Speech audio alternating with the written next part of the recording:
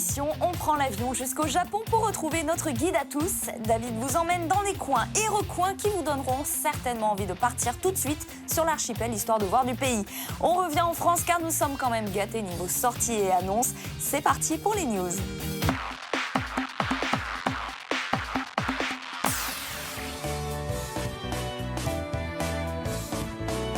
Konnichiwa, salut à tous. Aujourd'hui nous sommes à Tokyo dans le quartier de Kagurazaka et je vous emmène à la Bakeneko Parade.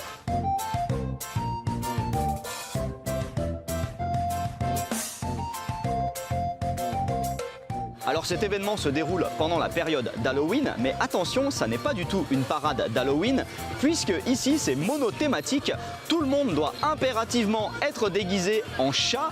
En effet, Neko ça veut dire chat et Bakeneko ça veut dire chat monstre ou chat fantôme. Ça fait référence à un yokai, l'un des monstres du folklore traditionnel japonais.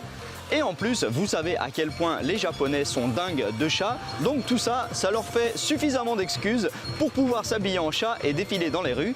Et pourquoi ça se passe à Kagurazaka? Eh bien parce que c'est ici que se déroule l'histoire d'une nouvelle, un livre très célèbre au Japon qui s'appelle « Je suis un chat ».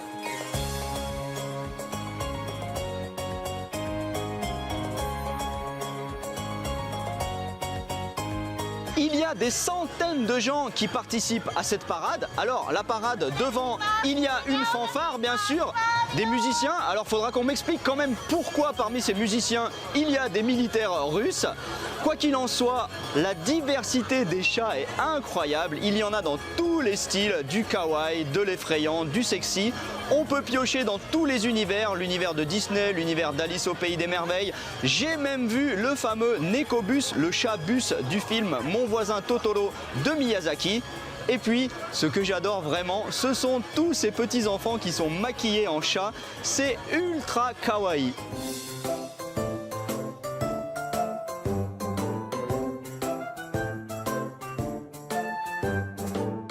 Pour finir, on a eu le droit à un spectacle vraiment délirant. Alors ils appellent ça Anya Odori parce que l'inspiration vient de la danse traditionnelle de rue Awa Odori, sauf qu'en japonais le chat fait Nyan, donc là c'est devenu Anya Odori.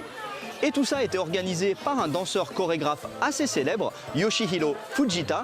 Et du coup, c'était un mélange entre de très belles performances de danse, avec des poses évidemment très félines, et puis par moments, c'était du grand n'importe quoi. À un moment donné, il a même demandé à tout le monde de s'allonger par terre et de faire les chats.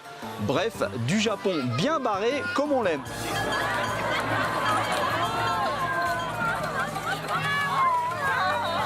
Voilà, c'était génial cette parade. Par contre, le chat, ça n'est pas mon animal préféré, donc je voudrais bien qu'ils organisent le même genre de parade, mais avec genre tout le monde déguisé en vache ou en cochon, ça pourrait être très fun aussi. À la plus, bien, mais...